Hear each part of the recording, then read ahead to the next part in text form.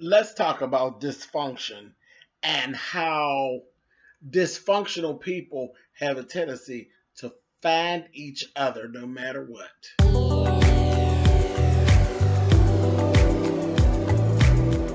And I'm like, come on through, Cookie. I want to put my soapbox. That's basically it. Let's talk about drag in all its forms.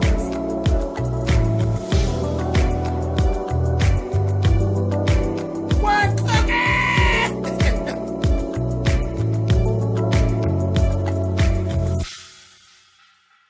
Hey guys, thanks so much for clicking on the video. This is actually a review for IYANLA Van Zant, and this is her Fix My Life for NEFFE and her husband, Shelby. Solo, if y'all remember back in the day, that's what his name was, Solo. This whole thing, it's sad, and it was crazy, and there were so many things going on. But as IYANLA went through, and I loved it because she was actually doing what it is that she does. The more she broke it down, you just saw that both of them are literally dysfunctional. They come from a dysfunctional background, and they literally found each other. They're so much alike, and their lives have been so parallel that it is literally scary. I think there was a lot of karma in place. A lot of ignoring different things. There were several times when they could have caught this, and they didn't have to be where they are. But anyway, let's just get down to it. So we got Shelby and we have NEFFE. Everybody knows NEFFE. That's Keisha Cole's sister and all of that. We know who they are, okay? The fact of the matter is, Shelby, this episode was more about Shelby than anything else. This is, I believe, is going to be 3 parts. But this part here was more about Shelby than anything else. Because Shelby, one, has just suffered a heart attack. He's 42, 43 years old. He suffered a heart attack. And he doesn't really have the will to live. He feels like he can't, because he said out of his mouth several times, I don't even want to be here anymore. Which is so alarming. Very, very alarming. And the one thing, I looked at him. It took me a minute to actually connect to what I was saying. Like, some people probably don't even remember whenever she was dealing with, she first started dealing with him. They was in the midst of the Frankie and NEFFE show and all of that, and they kept talking about the Solo. That's the same person, because he doesn't even look like the same person. He has actually grown into, he looks more like a responsible, decent looking black man, whereas when she first was messing around with him, he just looked at like a, like he needed a bath to me. So I'm looking at him and I'm saying, one, right away, within 10 minutes, I'm saying, he has outgrown NEFFE. He's outgrown her. She is what, 6 kids at this point, or 5 kids? 5 kids at this point? And none of them are his. He doesn't have any kids by her. So he's carrying all of this. Then they go back and she tells them, she says, tell me your love story. And he started right out with, he basically had a friend named Lou. Him and Lou were roommates. NEFFE was friends with Lou. NEFFE was over at Lou's house. At this time, she was living with another friend, with her kids.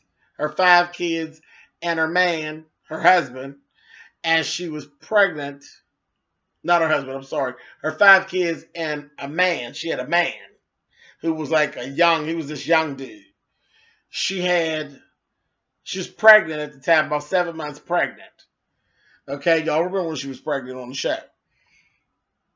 This is when Shelby actually met NEFFE, and he said, from first sight, he fell in love with her.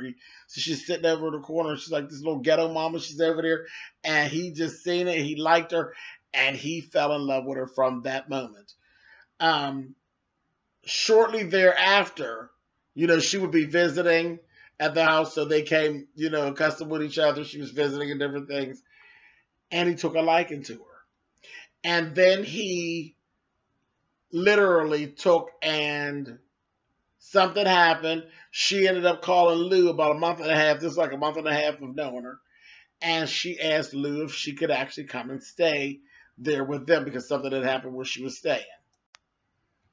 So that wasn't really shocking to me because there was always something going on with Neffy. So she needed a place to stay. Lou basically asked Shelby, is it okay we let them come over and stay? So he invites them in. Neffy, her pregnant ass belly, her 5 kids, and her man. Okay? So now this is where I'm going to say this right here. This is where karma is going to kick Shelby in the ass. Because remember, everything you do that's out of order, you're going to pay for. And he was out of order to openly allow them. They came into the house.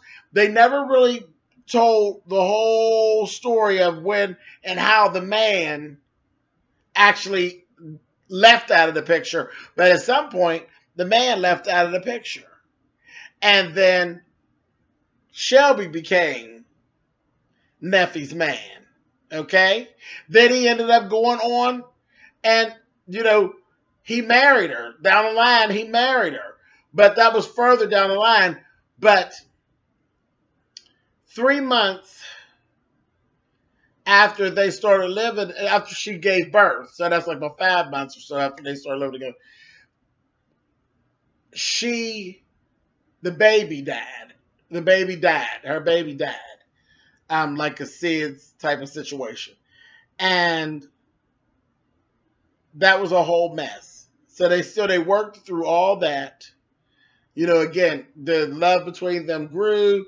He ended up marrying Neffy. And they had a life. And this is where we've actually ended up at this point.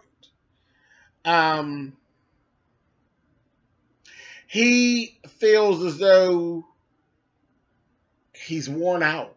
He's tired. He's worn out. And the drama, the part of Neffy, there's a part of Neffy that he loves. There's a part of Neffy that he just can't take. He doesn't like all the drama. And her, she's even gone to the point where, she's been violent and physically violent with him.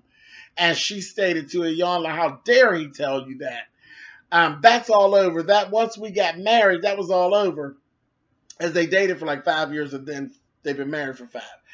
And IYANLA told her, baby, you don't get the chance to tell him that that's not a part of his experience with you. That was a part of his experience with you. Though you say you're not hitting him anymore, you did hit him. So it's really the same thing. Just like if a man ever hit a woman, that never goes away. That never goes away. Whenever that woman tells their story, when they're broke up, that motherfucker popped me. Whether he said he ain't going to do it no more and didn't do it no more, that one time. That's all it takes, one time for a motherfucker to pop you. And now that's a part of your story. You know what I mean? And that's basically what she's telling her. So let me talk about the karma situation. Because as far as how I see it, they say you always should watch what you ask for because you just might fucking get it. And you didn't watch what you asked for.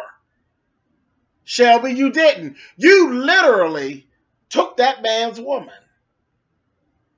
You wanted her, and you took her.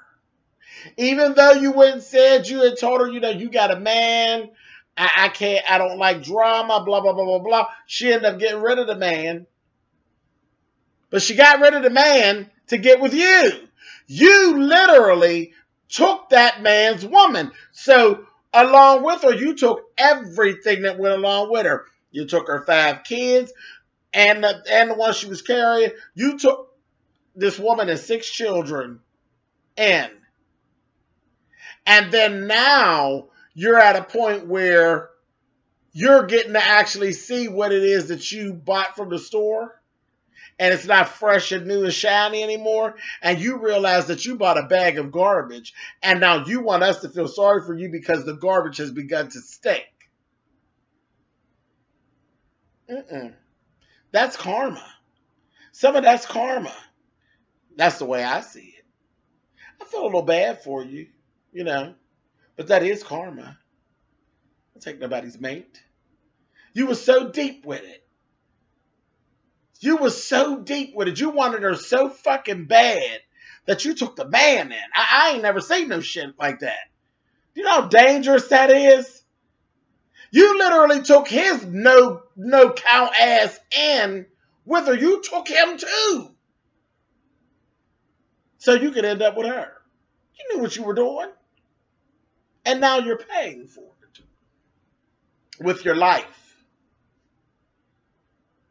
Sad. Anyway, so when we end up getting up, we know a lot of Neffe's story. We know that Neffe was she was raped in her teenage years. We know that, you know, her mother was absent from the picture, that she grew up on the streets. What we didn't know is that, like I said, they were so parallel. Their lives were so parallel. He was molested as a young boy. Him and his sister were molested. Their mother actually was gone from their father, took up with another guy who was their stepfather, who was an NBA hopeful, who was actually in college. He took her and her children and her two children in to try to make life better for them, and went through whatever. His mother literally ended up derailing that guy's life, and then she left him and went back to Flint, Michigan. He left school following her. He in love with her. He derailed his life and went with her to Flint, Michigan, and shit didn't work out. And in the midst of all that, the sister and Shelby were molested by a couple. He didn't go too far into that, but it was by a couple, not by the stepfather. They loved the stepfather, but by a couple. They were molested and all of that. So him and Neffe's story is so parallel. This is what I tell you when I say that dysfunctional people have a tendency to find each other. They really do. With dealing with, of course, you know, I have adopted children, but my children are small. But before that, I have friends that actually work in some of those areas. They work for children youth services and different things of that nature. And I have, you know, a friend that literally worked in a home for like wayward girls. And my mom and my grandmother have actually worked in that area at one point in time as well. And some other family members as well. But what I found is these girls who live in these situations, for some reason, they have this uncanny way of being attracted to and drawing other dysfunctional males where their stories are kind of parallel like that. And if you got two broken people, what are the chances that they're not going to be broken together? You know, it definitely takes an act of God to fix that, but it's crazy. I mean, it's crazy how many times you see that. You know, people with parents that weren't the best find other people with parents that aren't the best. Just look around you. Look around you and see how often that happens. Broken people find other broken people, and that's who they end up taking up with. It's crazy. But this is what I found the story to be between them. And IYANLA was working with Shelby. She worked, you know, in this episode, working through it with him. And she kind of got him to a point where he started to accept some of what's going on and started to look at it. She said, I'm going to put you in a safe house. And I got a team of women that I'm going to have just cater to you so you can see what it looks like when a woman caters to you, because Neffe doesn't cater to him at all. At all. And this is something that, and I don't think that it was a thing where she figured she was getting him and making a trick out of him. But Neffy seems to me to be one of those people that needs to be dogged. Like, she went to hell and back with the first husband. The first husband, you know, he ended up fucking her cousin and all of this other shit. And she went around and around and around with him. And here now with Shelby, she's giving him the motherfucking blues. And he don't give her any of that. He literally does all the cooking, all the cleaning. He works, she don't work. This bitch does nothing but sit around and get drunk. That's all he requires her to do. And that's all the bitch do, sit around and get drunk. And then get all dramatic and scream and holler and act a fool. And that's what she said that she does. He told me not to work this, that, and the other. So when he's going off doing what he's doing, IYANLA sits Neffy down and she's telling her, she says, what's up? You know, she says, well, you told me your love story. He started off telling me when the first time he seen you, he fell in love with you. I haven't heard you say you love him yet. You keep telling me about how you love all the things that he does for you, and she didn't even realize she was doing it. She didn't even realize she was doing it. He does this for my kids, and he does this for me, and he used to do that, but he don't do that for me no more. He used to take me out, and I want that back. I want my friend back. This, that. It was all me, me, me, me, me, me, me, me, me, me, me, me, me. And it was, y'all, I mean, she hit the nail right on the head. Girl, are you in love with him? Or is he a pawn in this game that you're playing that you call life? So I don't believe that she set out in the beginning to make him a trick, but that's what she's done. He is a trick. You don't have, oh, and that was the other thing that they had in common.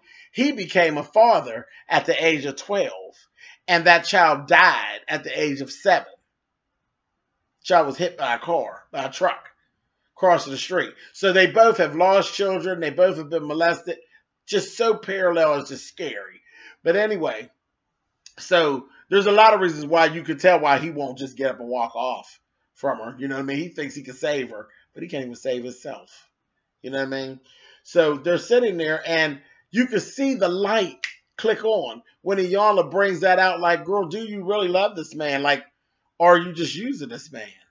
You know?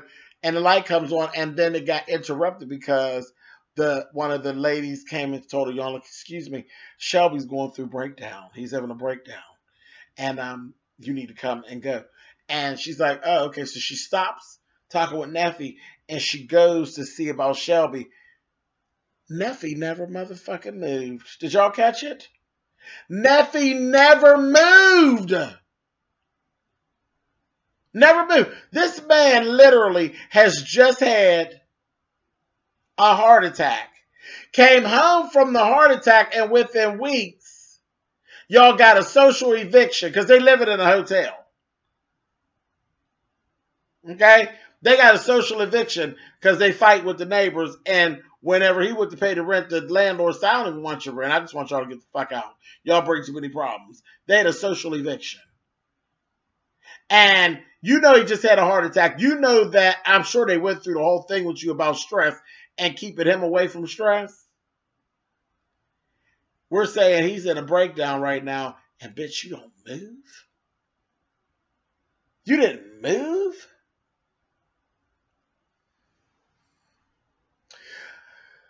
Be very, very interested to see what else happens. That's where the episode ended.